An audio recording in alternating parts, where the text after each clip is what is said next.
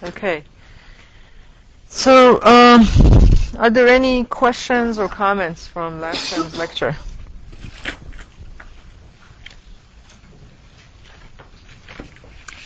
All right. So where we are now is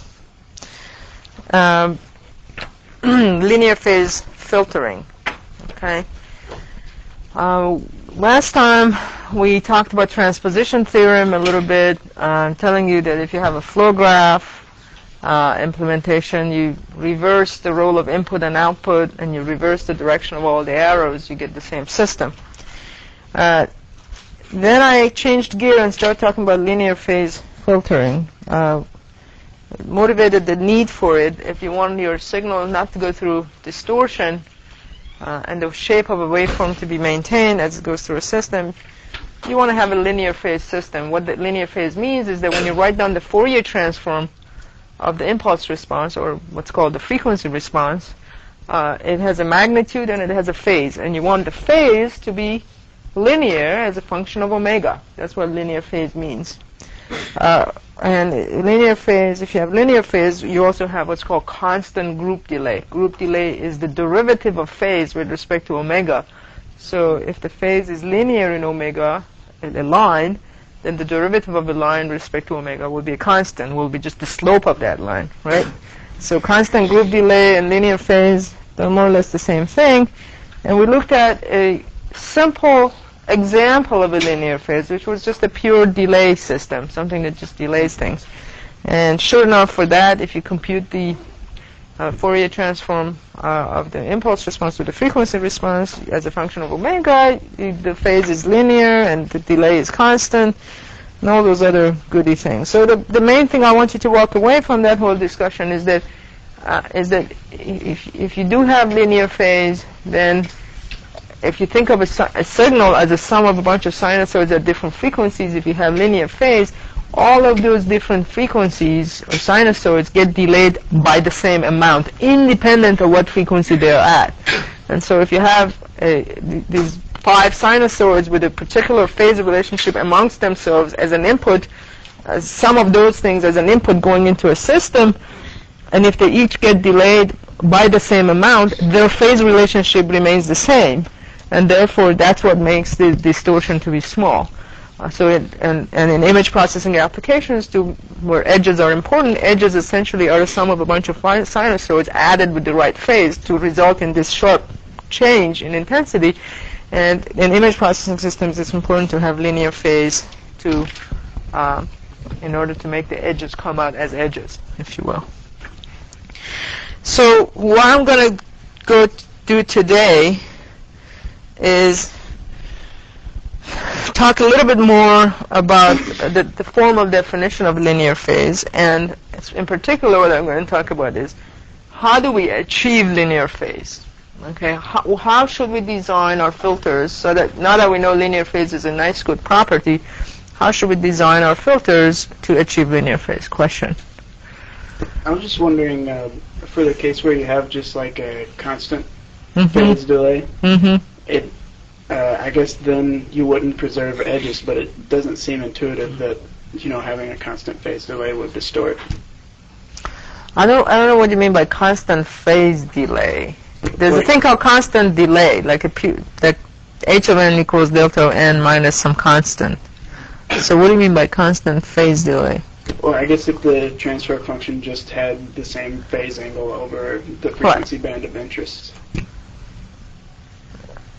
Okay, so if I were to plot angle of phase of omega, phase of h of omega, and the function of omega, you're saying it's just a constant? Right. Okay. And you're saying you have a hard time understanding why that doesn't introduce any delay? Or why that doesn't introduce any distortion? No, why it would introduce distortion. It does not. It doesn't. No, because first of all, it's a line. It could be a line of any slope. The slope of this line is 0. So this is still a linear phase system.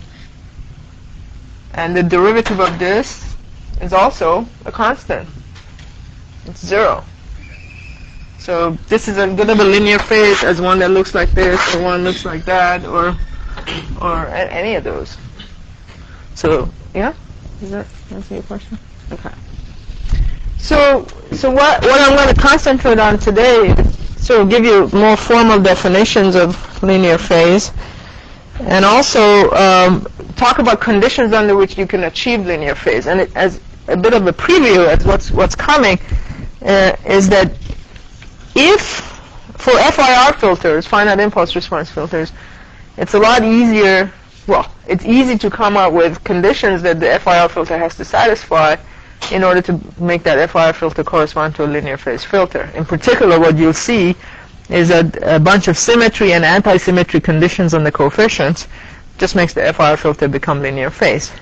And for IIR filters, up until a couple of years ago, people hadn't found a way of making it result in linear phase. Now they have, and there is ways of doing it. But for the most part, FIR filters are extremely easy to design in such a way that they result in linear phase. And so that's sort of a central topic of today's and perhaps Friday's discussion. Just so that you know where we're going next after that, so in particular, we'll talk about 4 kinds of FIR filters that you can achieve this linear phase condition 4 different ways, depending upon whether the number of coefficients are odd or even, and whether you have symmetry conditions or anti-symmetry. And then I'll talk about the fact that if you do have these linear phase FIR filters, then the flow graph that we talked about last time for FIR filters becomes simplified, and you'd also do less computation. And then after that, I'm going to talk about quantization issues, coefficient quantization issues, in particular with respect to direct 1, direct 2, cascade, parallel structures of these different flow graphs for FIR and IIR filters. And then after that, we move on into designing these FIR and IIR filters. Okay. So let me get going here. If you can center the camera along here, thank you. So the topic again today is linear phase filtering. So I'm going to start with the definition. I say that h of omega is linear phase if it can be written as some part which I call h sub m of omega, which is real, times e to the minus j alpha omega. Okay, I call that just linear phase. And then I'm going to come up with a slightly different definition for what's called generalized linear phase. Generalized linear phase. And so that would be h of omega is equal to h sub m of omega, which is again real, something real, times e to the j beta minus alpha omega. So in the case of just linear phase only, if I were to plot angle of h of omega as a function of omega, I get a line that passes through the origin that has a slope of minus alpha. That's what this thing is doing. Okay. And in this case, so that's this guy. And in this case, for generalized linear phase, then the angle of h of omega as a function of omega, it doesn't go through origin, but it's a line of, again, slope minus alpha. Not minus alpha, but it passes through a point here that we call beta. So you can see this is a generalized version of that. Well, because in the special case where beta is equal to 0, this collapses into this case. Okay. So the theme of today's lecture is that if you impose, and I'm going to just write it down as it is, if you can make half of this, and great. So the theme of today's lecture is that if you impose symmetry conditions for FIR filters on h of n, then you can achieve linear phase easily. So impose symmetry or anti-symmetry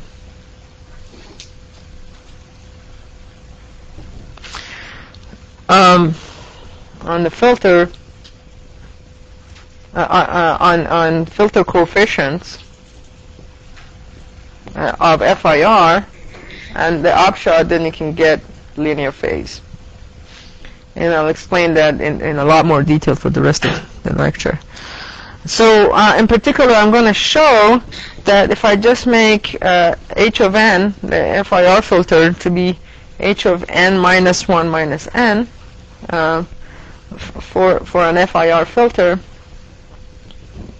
then I get linear phase. For an FIR filter with real coefficients, I'm assuming that now all the coefficients are real.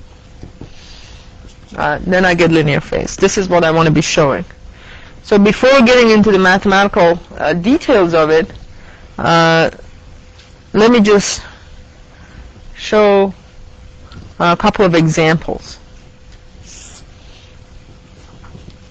And so suppose I have h of n, an FIR filter with n equals 5. That means a 5-tap FIR filter, which looks something like this, where h of n is equal to h of 4 minus n. Capital N is 5, 5 minus 1, 4, 4 minus n. So if I have this kind of a symmetry condition, what would be the shape of my filter? Well, as a function of n, let's say at time 0 it takes the value alpha, at time 1 it takes the value beta, at time 2 it takes the value gamma, then at time 3 it has to take the value the same as value as 1, which is beta, and at time 4 it has to take in the value h of 0, which is alpha. So here's a symmetry condition in action. So what I claim is that if you have this kind of symmetry condition, then you get linear phase. And I'm going to show it to you formally in just a sec. And here's another example of another 5-tap filter, but a tap is referred to as the number of coefficients in a filter. So a 5-tap FIR filter means it has 5 non-zero coefficients. So another example of now a 4-tap filter, well, n is equal to 4. That means h of n is equal to h of 3 minus n. And then as a function of n, what we get is alpha at time 0. At time 1 you get beta. At time 2 you get h of 2 is equal to h of 1, which is again beta. And at time 3 you get alpha. So if you can zoom up so people can see these two pictures at the same time, and so you can see that in this case there's a center point. There's a mid value here that the symmetry is around that. Here there's no mid value. There's 2 betas and 2 alphas. And this has to do with the fact that the number of taps here is odd and the number of taps here is even. Okay. So how am I gonna, let's come back to this claim that we made earlier, show that if this is true then we get linear phase. How should we go about doing that? So let's come down here, proof of this claim here.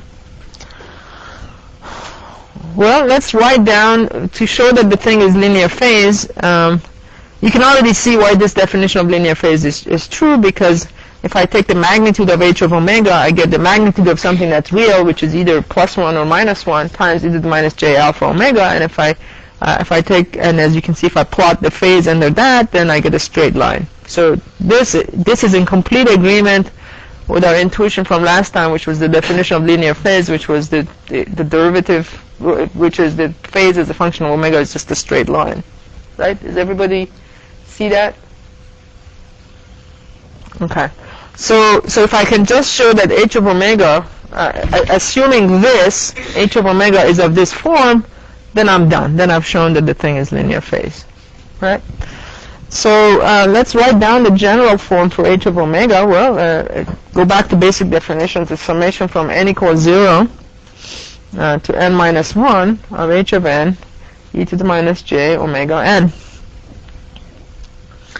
And I can now, and I'm going to impose, this is my assumption that I have symmetry. I'm going to split this up into 2 parts. One part is the summation from little n from 0 to n over 2 minus 1, h of n e to the minus j omega n. And then another part is the summation from n over 2 to n minus 1, h of n e to the minus j omega n. Okay. And then you can already see that I want to, all I want to do is, this case, is I want to have this expression somehow appear in one of my terms here. So what I'm going to do is, the best way of doing that is to do a change of variable on this one. Okay. And the way you do change of variable is you just say introduce a new variable m, which is exactly what I want to appear, n minus 1 minus n. So if I do that change of variable, then I can write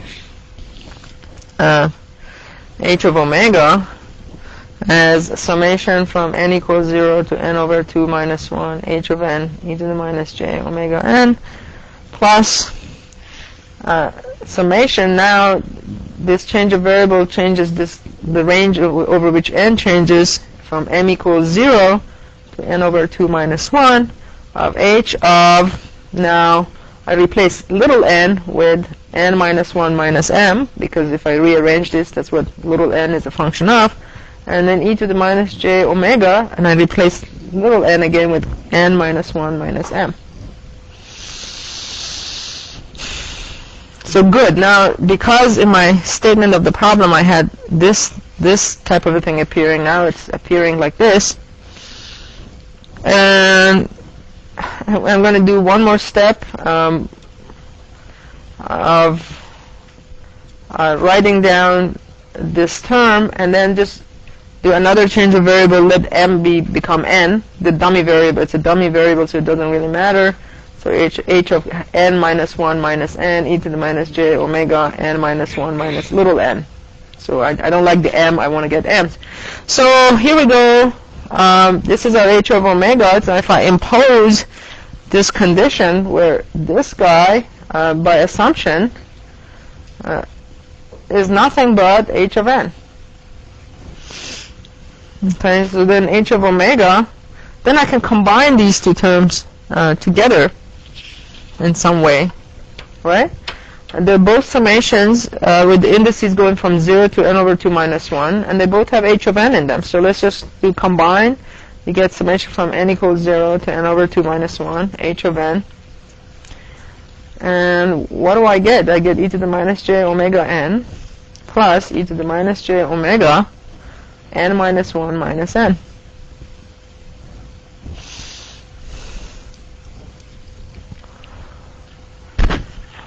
And this seems like we're not getting anywhere, but a simple trick to do when you're adding two sinusoids that are of different frequencies, and a simple trick to do to get it to become cosine or to write something that's real is to find the mid-value between these two guys and factor that out.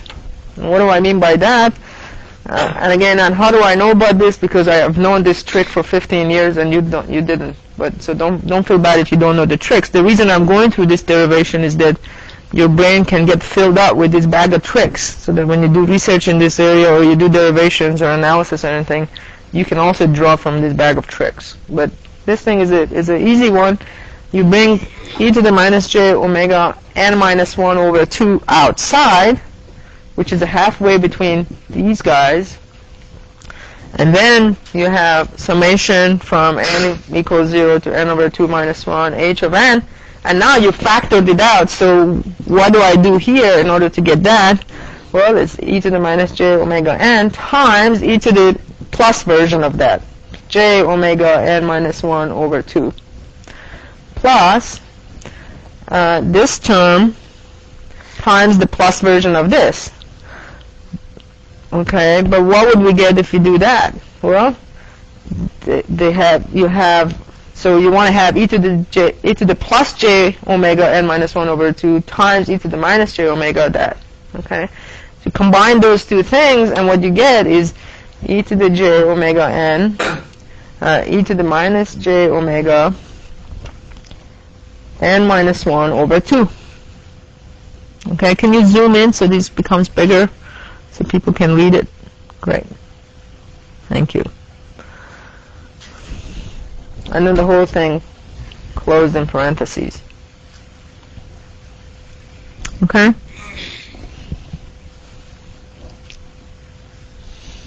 And now staring at these two terms, see, I brought out, I factored out just the right term so that the two terms in this sum become what? What are they? Complex conjugates of each other. One of them is e to the minus j omega n times e plus j omega n minus 1 over 2, and this term is the complex conjugate of that, and this term is the complex conjugate of that. So the trick was to come up with a factor out here so that these two terms are complex conjugates, so that when I add them, I get a real number, which is twice the cosine. So what I get here then, zoom out please again, thank you, h of omega is e to the minus j omega n minus 1 over 2, summation n from 0 to n over 2 minus 1, h of n, and now, boom, it's twice cosine omega n minus omega over 2 n minus 1. And why did I want to do that? Well, because my goal was to show that h of omega is of this form. The end goal was to show it's something real times some exponential, which has e to the minus j something omega. So the fact that these two things added up and gave me a cosine, and h of n is already real and cosine is real, makes this whole summation real. And so that's the real thing. That's the h sub m of omega, the real quantity that I was looking for, no pun intended. Right? So if I were to draw here, this guy here is h sub m of omega, which is a real quantity, because cosine is real and h of n is real. Question? You proved you need to differentiate two cases, which n is even number and n is odd number. Certainly in this example, I've assumed that there is a number, the n is even, so there is an n over 2 minus 1. If you assume n is even, you have n minus 1 over 2. That is not an integer number. That doesn't matter. What matters is that this can be non-integer, but this has to be integer. When I'm ranging n go from 0 to some number, I can't range n go from 0 to 1.5, for example. So certainly in this, I've assumed that n is even, and if n is an odd, then you have to have this midpoint, and the whole argument repeats itself very nicely. So, okay, so this is the real quantity I was after, and so if I just compare this definition with that definition, compare with the original definition, which was h of omega is h sub m of omega times e to the minus j alpha omega. What can we say about alpha? Stare at this and stare at this. What's alpha? N minus 1. That's right. So comparing those, we can conclude that alpha is just nothing but n minus 1 over 2. Okay? So that's it. We just proved that QED, that we just proved that this is a linear phase. That means we got linear phase filter with h sub m of omega given by this expression and alpha given by that expression. Okay?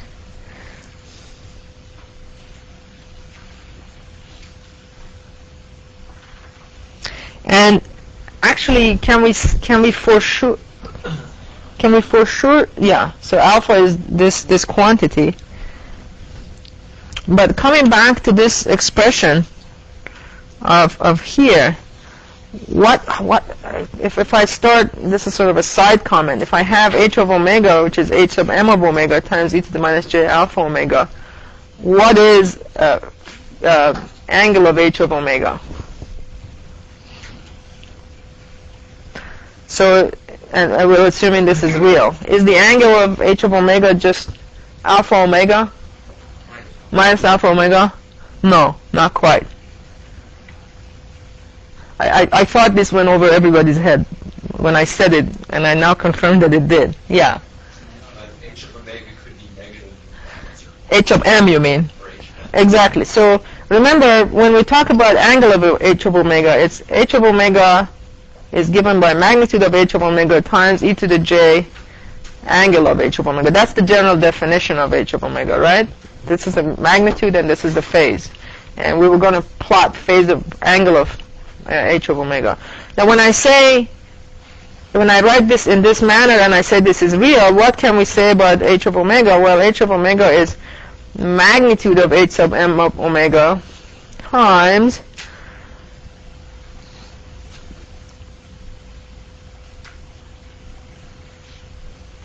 well, let's not write it like that. So how can we figure out what angle of h of omega is? Well, it depends. Consider two cases, right?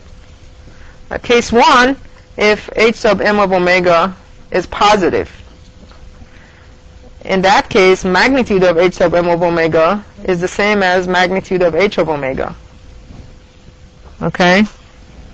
And in that case, if I plot angle of h of omega, it's just minus alpha omega. As a function of omega, it's minus alpha omega. Right? However, there's a case 2 where h sub m of omega is negative. So, case 2, h sub m of omega is smaller than 0. It's real, but a real number doesn't have to be positive. It could be negative. In that case, magnitude of h sub m of omega, in that case, we can write h of omega as magnitude of h sub m of omega, which is a positive quantity, times minus 1 times e to the minus j alpha omega, right? If h sub m omega is negative, this is positive. To make it negative, you multiply by minus 1, right? And multiplying by minus 1, so it's magnitude of h sub m of omega, times multiplying by minus 1 is the same as what? Multiplying by e to the j pi. E to the minus j alpha omega. which is the same as h sub m of omega magnitude times e to the j alpha omega minus pi. And by the way, this could be minus pi if you wanted to. So you can make that plus pi. E to the minus j pi and e to the j pi, they're all the same thing. They're all minus 1. So in this case, angle of h of omega is just alpha omega plus pi as a function of omega.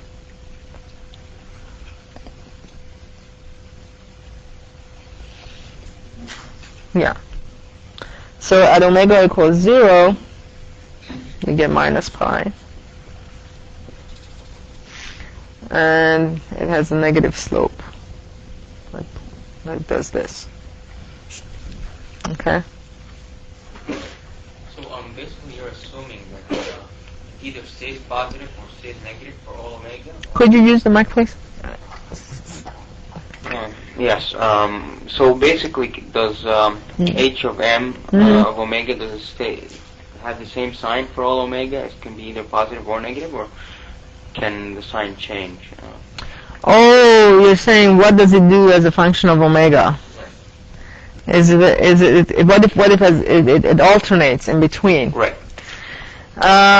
Yeah, you can also think about that. So then for some pieces it has there's a pi added, and some pieces there is not. Right. Right.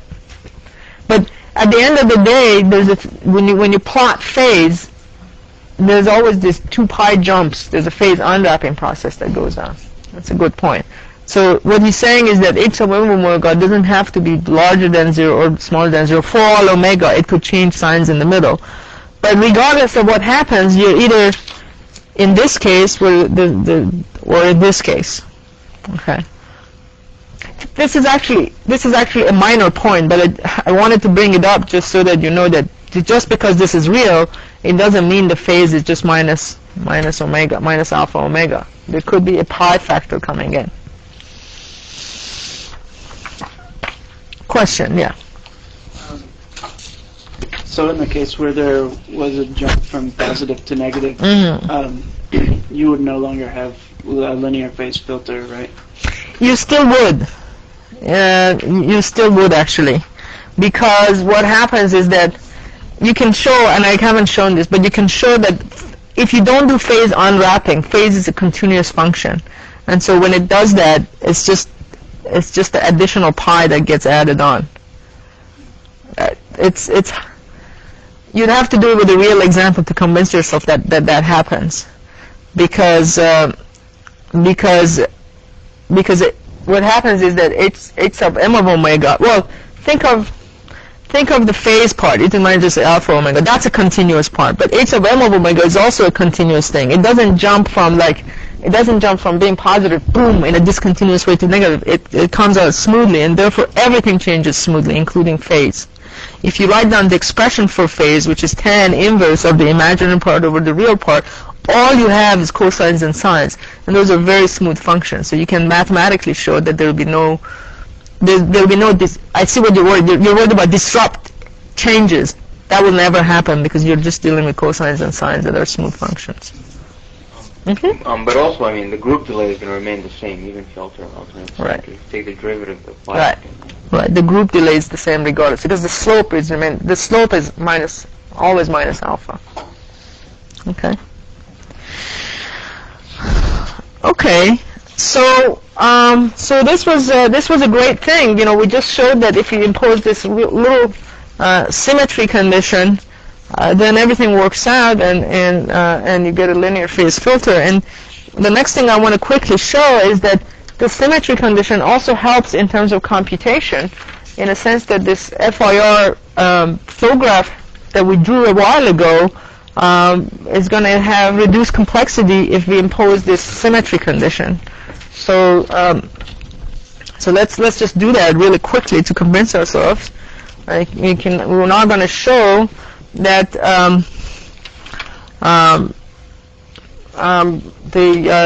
this symmetry condition that makes FIR filters. Could you include this sentence? Oh, yeah, great, thank you. You can show that the symmetry condition that makes FIR filters, filters become a linear phase also reduces implementation complexity by a factor of 2 or so.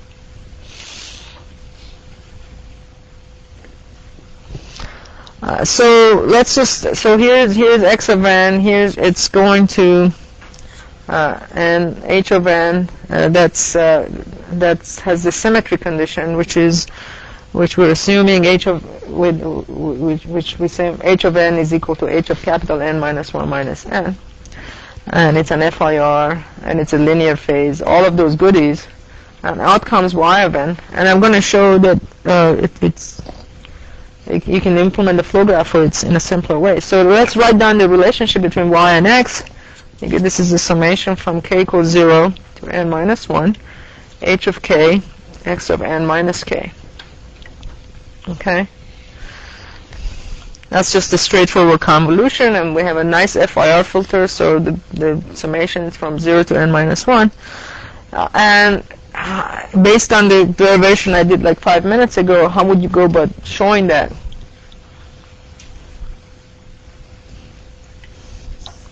What's the next step to show that? It's the same trick. I want to get this thing to show up. Okay. Break up the two pieces, k equals 0 to n over 2 minus 1, h of k, x of n minus k, plus summation k equals n over 2 to n minus 1, h of k, x of n minus k, and then I do change of variable again. It's the same bag of tricks. K is equal to n minus 1 minus n. Why do I do that change of variable? Because I want this to show up in my summation, so I get y of n is equal to summation from k equals 0 to n over 2 minus 1, h of k, x of n minus k, plus summation m equals 0. I'm sorry, let's make that m. M equals 0 to n over 2 minus 1. Now I get h of n minus 1 minus m, and times x of n minus n plus 1 minus plus m. Okay. And this is nothing but just h of m, because I have the symmetry condition that I just imposed. And so, and then I can, in your head, let's just do a quick change of variables, replace all these little m's with k's, then I can combine these two summations, and what do I get? I get y of n is the summation from k equals 0 to n over 2 minus 1, h of k, x of n minus k, plus x of n minus 1, n minus n plus 1 plus k.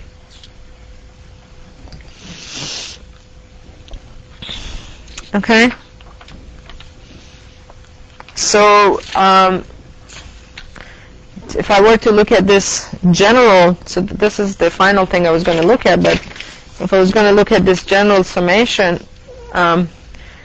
so how many mults and adds do I need to implement to compute an output point? So for each n, for linear phase, how many multiplications and how many additions do I need? So you need to add the two x's. Mm-hmm. N over 2 times, the order of n over 2 times. Mm-hmm. And then you have to multiply them by h of k, so you get n over 2 h of k multiplications. Mm-hmm. And then you have to add all of the terms together. So how many mults do I need? N over 2.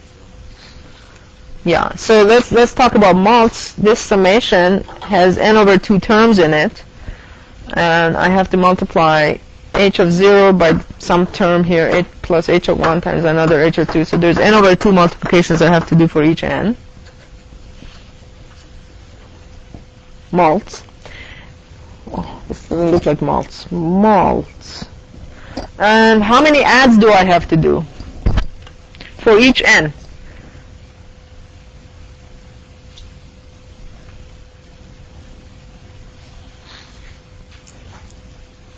Well, first of all, suppose this sequence here was already pre-built for you. Let's call that, W of n or something like that. So I have to multiply W of 0 times H of 0 plus W of 1 times H of 1. And how many of those additions do I have to do? N over 2, because this summation has n over 2 terms in it. So at least n over 2 adds. But also I have to do some adds in order to build this W of n. How many adds do I have to do? And another n over 2. For each value of W of n, I have to do one add. And there's n over 2 times of that. So there's n over 2 adds to build this W, and then n over 2 adds to sum up these terms. So a total of n adds. So this is if I have to do linear phase. And what if for normal, or let's call it non-linear phase? How much mults and adds do I have to do? Remember, this is nothing. Yeah, this is just old stuff from the beginning of the semester. To compute this general form for each n, how many mults do I have to do?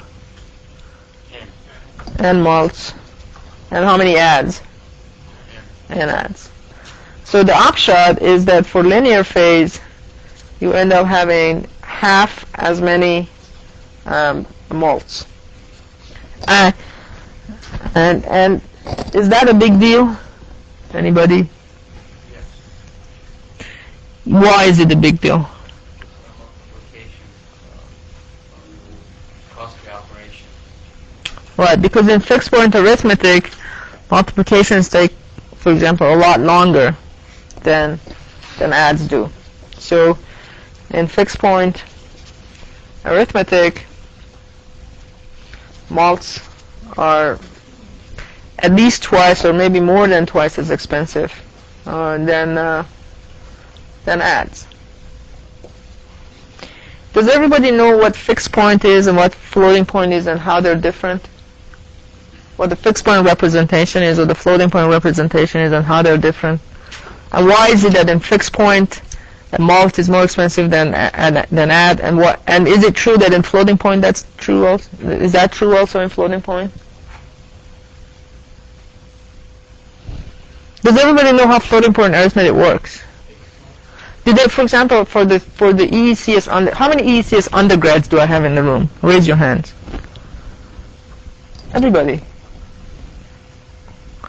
My God, only 4? Jeez. Okay, now in our curriculum, like CS, I don't know, 61A, I assume the 4 of you have taken what, 61A, 61B, 61C, and CS 150, those kind of. Did they cover floating point and fixed point arithmetic? 61C does. Okay. Pardon? Can you use the mic, please? Don't you add the exponent? Yeah. Well, I'm just trying, and okay, now that besides the number of undergraduates, how many people know how fixed point and floating point arithmetic works? And don't be shy about raising your hand, because if most people don't, I should give a lecture on it. Raise your hand if you don't. Well, raise your hand if you do. That's a much better way of... Okay. Yeah. I mean, the basics. When I add 2 fixed point numbers, multiply. When I add 2 floating point numbers, multiply. What's the representation for floating point numbers? How many people have heard the word mantissa in their lives? Okay, good. Exponent. Okay, I think I'll give one lecture in this. I think it's pretty important for you to understand the difference between those two, because if any of you end up becoming a DSP engineer out in industry and don't know what those things are, that's a poor reflection at UC Berkeley and me. You really need to know that's. I mean, like 61C, you're saying, is 61C like a required undergraduate course? Yes. It is. Okay. But I don't want to make that to be a prerequisite for this course just because you don't know what, the fixed one. Anyway, and a book to look it up is Knuth. 1997 version of Knuth will tell you all of these things. And the problem is that actually I was looking at Oppenheimer Schaefer this morning. His older versions had a really nice discussion of all of that. And the second edition, which we are using, doesn't have any of that, which is a shame. I'm going to look at the first edition, see if that has it. I know that the 1975 edition, which is the one I used when I was a student, that definitely had it. And The reason I know it had it because I used all this stuff to do my master's thesis. My master's thesis at MIT had to do with round-off errors and floating point computation of Hartley transforms. I mean, that stuff I thought was really important. I don't know why it didn't survive in the second edition of Oppenheimer and Schaefer. Okay, so make a note to myself. We'll do one lecture on that. Now, when that would be, I'll have to figure out. Maybe just before we talk about quantization stuff, because I think you should get an understanding of, what the different number systems are, what the different arithmetic systems are, and stuff like that. Okay, so let me just give you the answers in case we don't get to talk about that. So in fixed point arithmetic, additions are a lot cheaper than multiplications. In floating point arithmetic, what you have is mantisses and exponents. So even when you add, it's a lot of work. Adding is the same amount of work pretty much as multiplication is. And let me give you sort of another general piece of information is that do you think in most DSPs that are commercially available, for example, to build various things like toys or cell phones or whatever the DSPs go into, do you think they mostly use fixed point or arithmetic or floating point? Fixed point, right. And why do you think that is?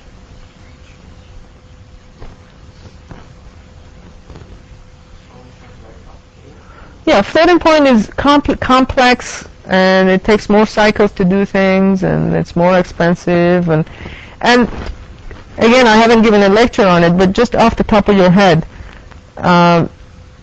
even though floating point is more complicated, why do people prefer floating point over fixed point? What's the one advantage of floating point over fixed point? Yeah, higher precision and wider range of numbers. This guy really knows his 61C stuff. That's correct. In fixed point,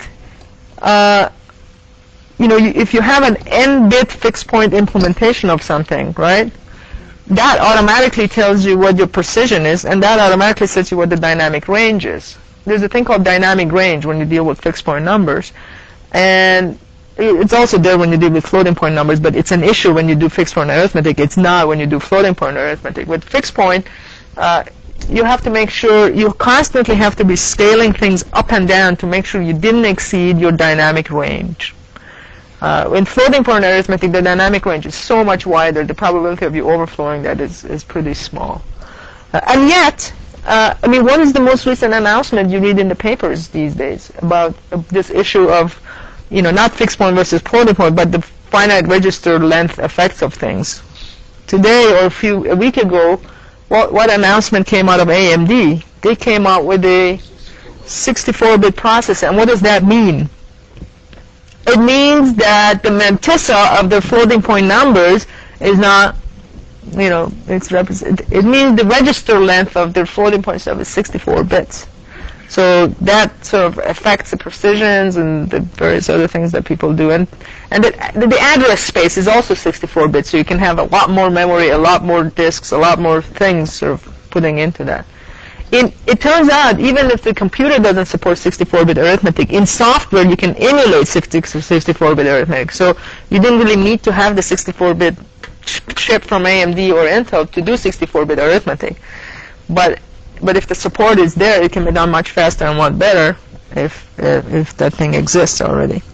Okay, so let's move on. Let me just then, now that we have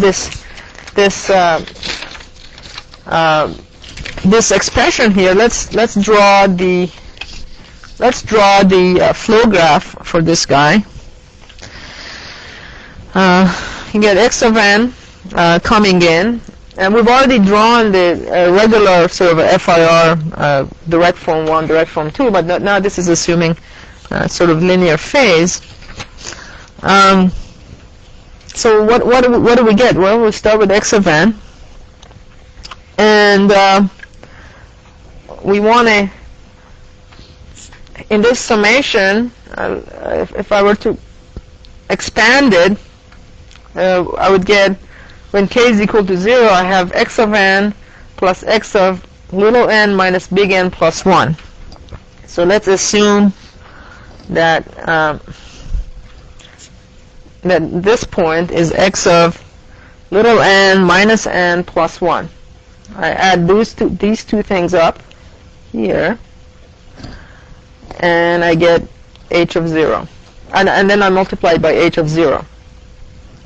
And then I get let k equals 1 here. You get x of n minus 1, so I got to delay that to get x of n minus 1 here.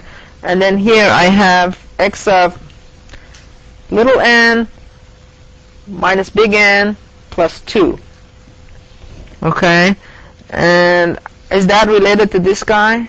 Yeah. Well, whatever that value is, if I delay it to this point, I get x of n minus n plus 1. So this point would be x of n minus n plus 2. Okay? So what this is saying is I want to add these two guys up. And then multiply by h of 1. Then I delay that by z inverse.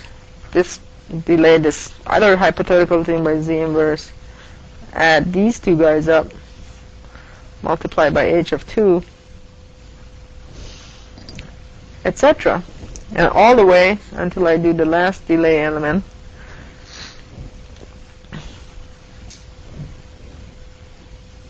Z inverse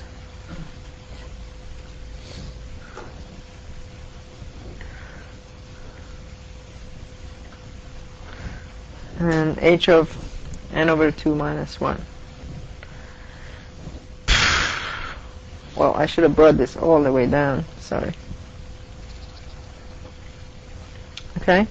And then this one will have, z inverse, another dot, dot, dot, dot, dot, all the way. So, and then we just add these guys up.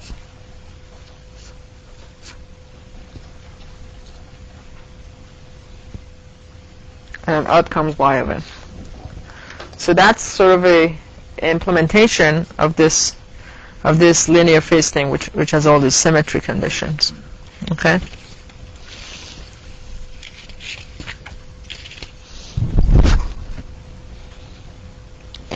Okay. Now, before I wrap up the linear phase discussion, I want to just talk about. So far, I showed you that if there's symmetry, then I get linear phase. Then you might start asking, is that the only way we can get linear phase, symmetry?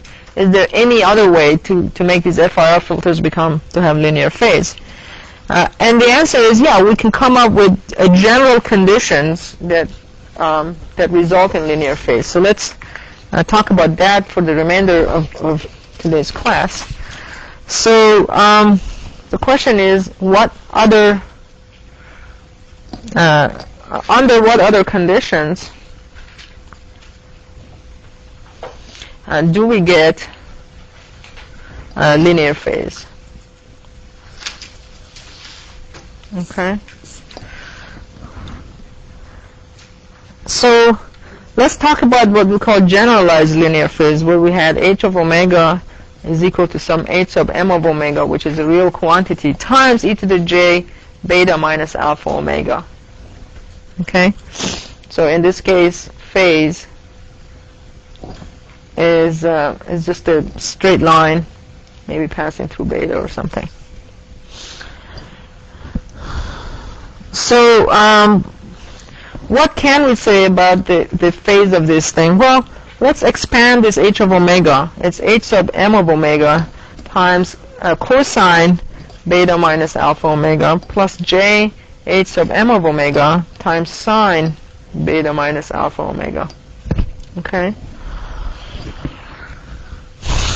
So the tangent of angle of h of omega is what?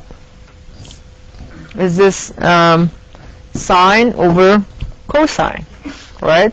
The angle of anything is arctan of imaginary over real part.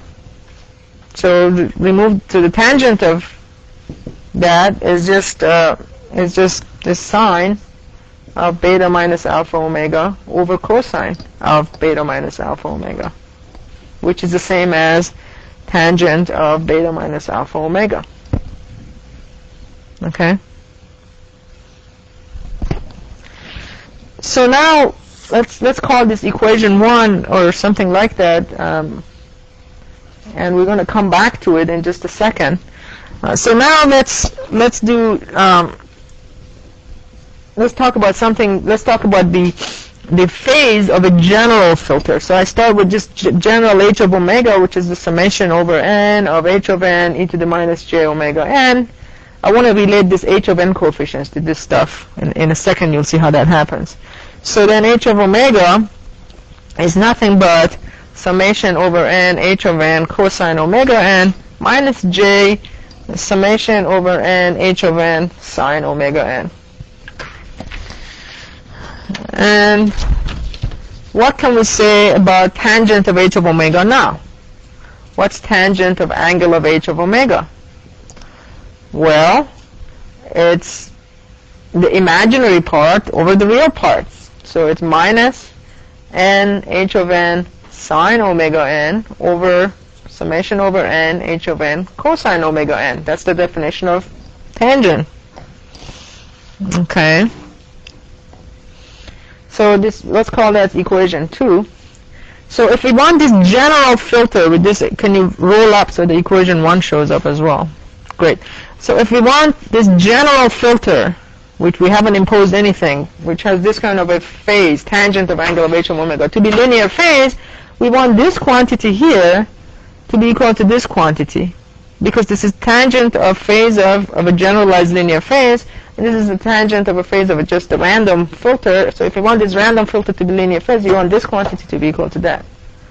Okay, so equate equations 1 and 2 so that our general filter, so that our filter h of n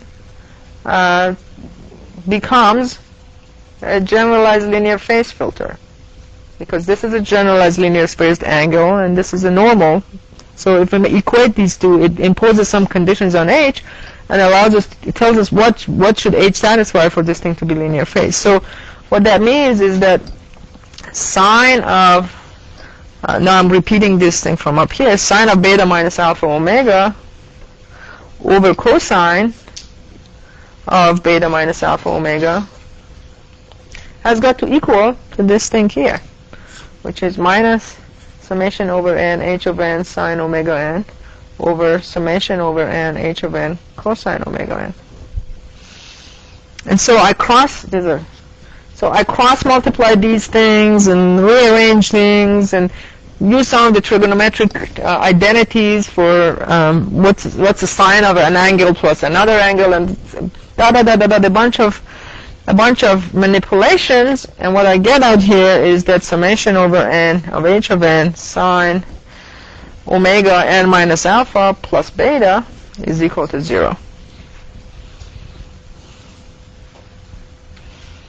So this is the necessary condition for h of n to be GLP. So this is the necessary condition for h of n to be generalized linear phase. Okay, so does this cry out an easy to understand or easy to come by condition that h of n has to satisfy so that it's linear phase? Looking at this, can you say, oh yeah, all we have to do is x? Does it tell you what it is?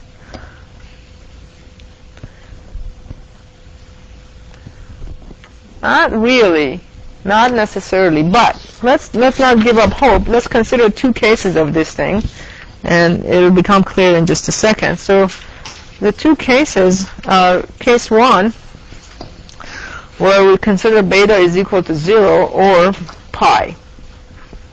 One or the other, it doesn't matter. So then that equation simplifies to summation over n h of n sine omega n minus alpha is equal to 0. Now again, that doesn't quite tell you what to do, but we can show, and I won't show it now, but it's straightforward to you to show, that if h of n is equal to h of 2 alpha minus n, then this equation is satisfied. This is satisfied. This equation here is satisfied. Good. So one way, so if we just let beta equal 0 or pi and impose, then with this nice symmetry condition here, we satisfied that. So that's one way to achieve linear phase under the condition that beta is equal to 0 or pi. And another way, case 2. Isn't that the same condition as before? Instead of just using cap n, you're just using 2 alpha? Yeah, but case 2 is different. Case 2 is beta is equal to pi over 2 or 3 pi over 2. Okay? And in that case, this equation, this top equation here, becomes summation over n h of n cosine omega n minus alpha is equal to 0. Okay? And we can show, again, I'm not showing it, that if h of 2 alpha minus n is equal to minus h of n, then we can satisfy this equation here. So here are the two conditions corresponding to either beta equals 0 pi or beta equals pi over 2 to 3 pi over 2 that make this linear phase thing come true. And so let's give examples of these. We already gave an example of this kind of a condition. This is called the symmetry condition, and this is called the anti-symmetry condition. And so let's give an example of this anti-symmetry condition. Suppose that number of taps is equal to 4, and we have minus h of n, then is equal to h of 3 minus n. Okay, so, and we're assuming that beta is equal to pi over 2. And we're also assuming that in this case, that 2 alpha plus 1 is equal to the number of taps. Okay? So what would h of n look like? What would be an example of h of n as a function of n?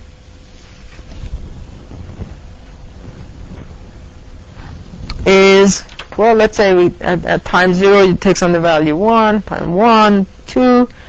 Then at time 2 it takes on the value minus 2. And at time 3 it takes on the value minus 1. So it will be this, and that. Okay? So if we make the number of taps be equal to, so number of taps is equal to n. So in this case, what you can go sort of through the derivation and figure out that 2 alpha plus 1 is equal to n. Okay? Which is the same, that's the same thing as we had before. Remember here, the previous condition we had with h of capital N minus 1 minus n.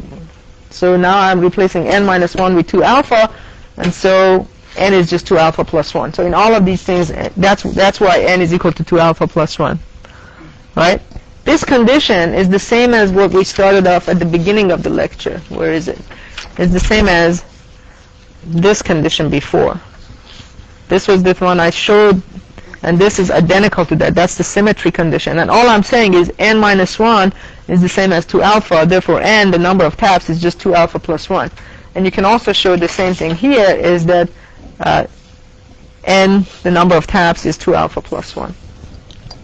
And so if we plot that, then what do we get for h of omega? We get h of omega is h sub m of omega times e to the minus j omega 3 over 2.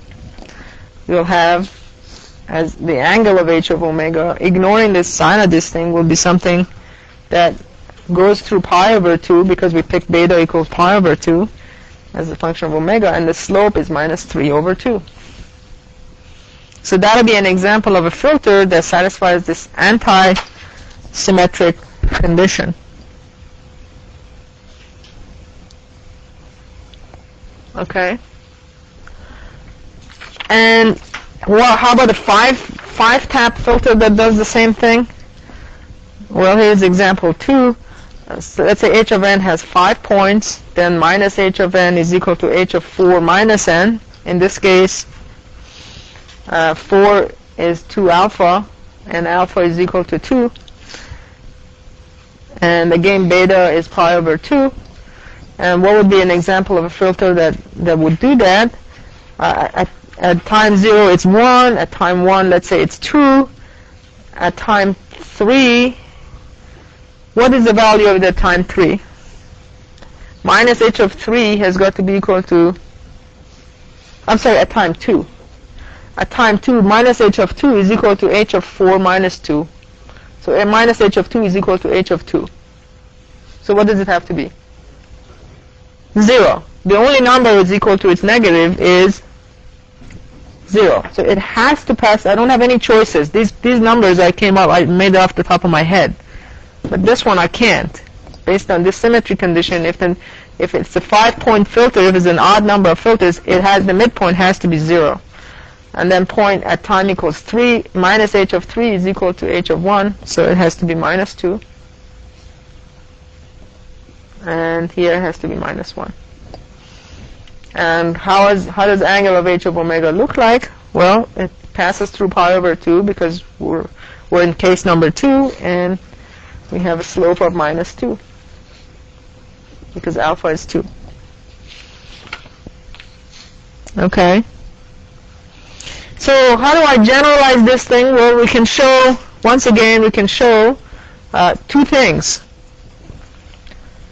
In particular, in case 1, we can show that h of n is equal to h of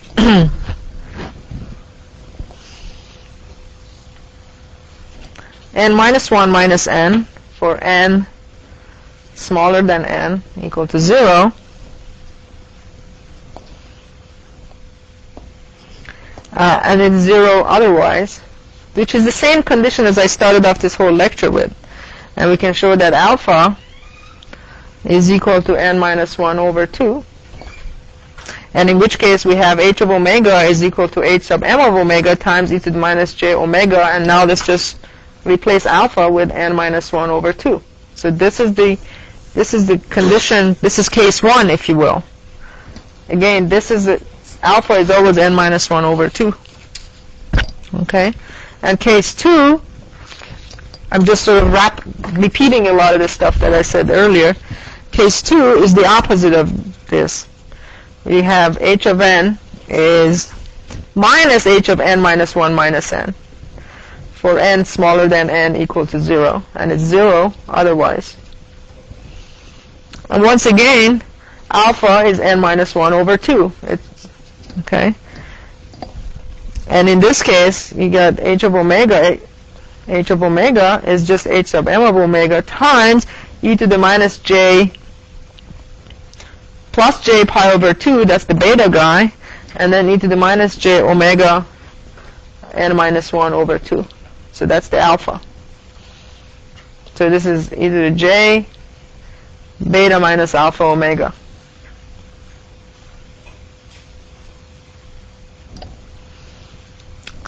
Now in each of, this is a bunch of wrapping up, in each of these two cases you can have even number of taps or odd number of taps. So case 1 we got symmetry, case 2 we got anti-symmetry, and in either case 1 or case 2 we could have odd or even number of taps.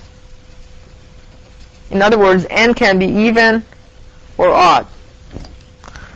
So you got case 1, case 2, that could be even odd, and this could be even odd. So there's 4 cases, and that exactly results in 4 types of linear phase or generalized linear phase, if you will, FIR filters. Depending upon whether we're in case 1, we have symmetry or anti-symmetry, and the number of taps is even or odd.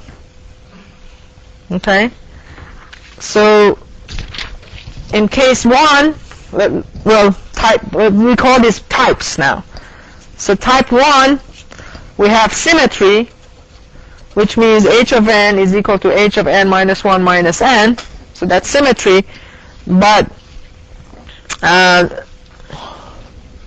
number of taps is odd.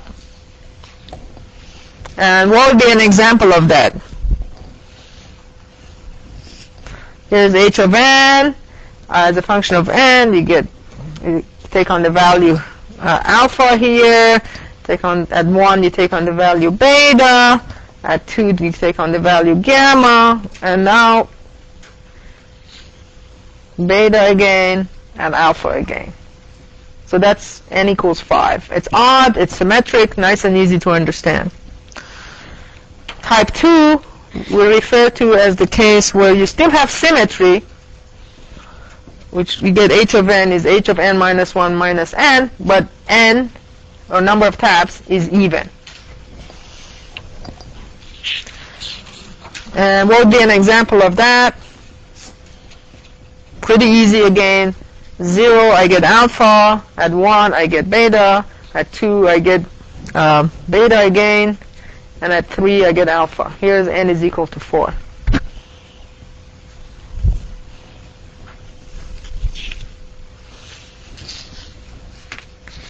And finally, type 3 is now finally we move to antisymmetric. Okay, h of n is equal to minus h of n minus 1 minus n. Okay, in which case what you'll have is, as a function of n, you'll have, let's say, and also n is odd. So let's say 5 points, 0, 1, 2, 3, 4.